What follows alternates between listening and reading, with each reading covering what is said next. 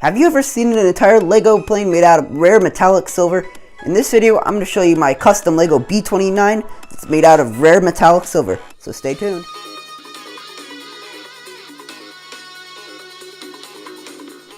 The wing uses an estimated 500 of those 2x2 metallic silver tiles. Go on to Bricklink and see how many of those you can find. There won't be very many. It also uses many hundreds of those metallic silver 1x3 curved slopes.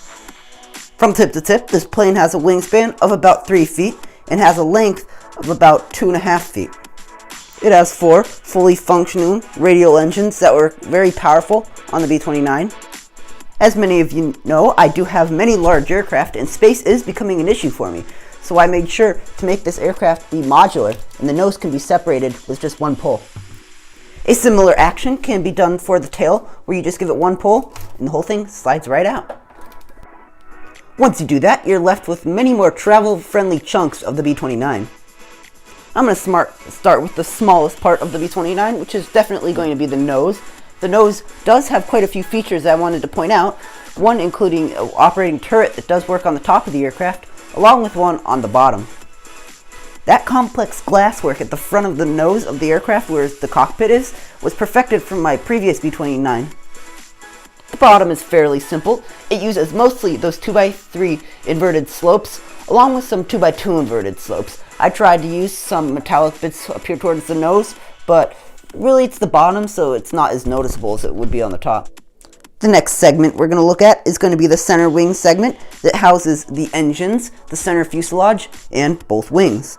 This part is the largest segment, measuring about 3 feet wide, and houses all 4 of the engines, and this is probably the hardest thing that is to travel with this b-29. The tips of each wings are yellow, and the main body of the plane is that metallic silver color.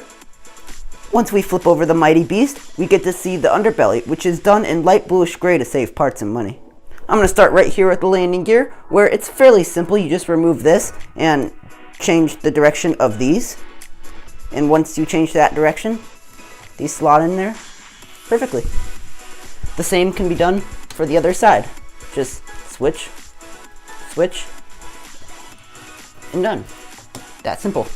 And of course the main purpose of this aircraft was to bomb, so it does include 2 bomb bays right here, one here, and then of course one right here, and one right here. The insides of those bomb bays are a bit shallower than I would have liked, but they serve the purpose. Something else that I do feel is worth pointing out is that this plane does have a slight upward decural on the wings, which allows them to have the tips higher than the root of the wing.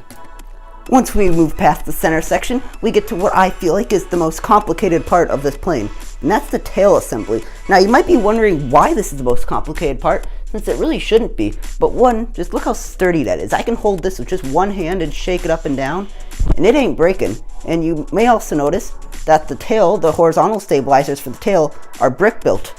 And something that's very unique about those, are very interesting, is they actually flow with the curve of the wing.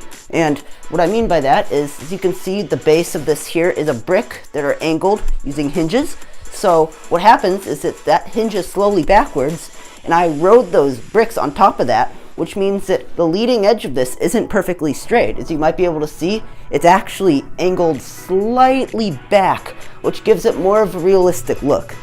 The real challenge of building a tail like this is just plain out, I'm limited in pieces. I'm limited in pieces in metallic silver, which means that doing complex curves and complex maneuvers is very difficult, which is why you see that stripe there, because I kind of ran out of silver pieces. But I feel like I presented this pretty well. What do you think? You can see in the very back there, we do have the tail gunner, which is a sort of an off product of these 2 bricks coming together like that.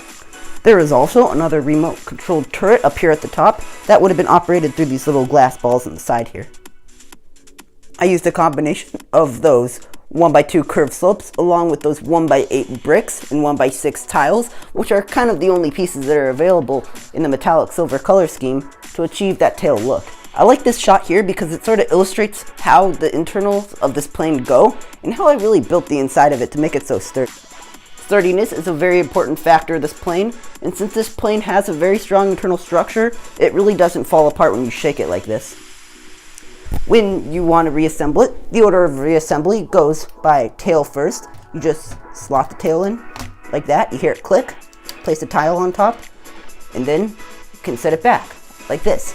The next thing that you're going to want to add is you're going to want to add the nose right here, which also is structurally very sound. As you can see, this isn't going to fall apart. And this one doesn't require any tiles. You just simply slide it in, hear the click, roll it back, and you're on the ground.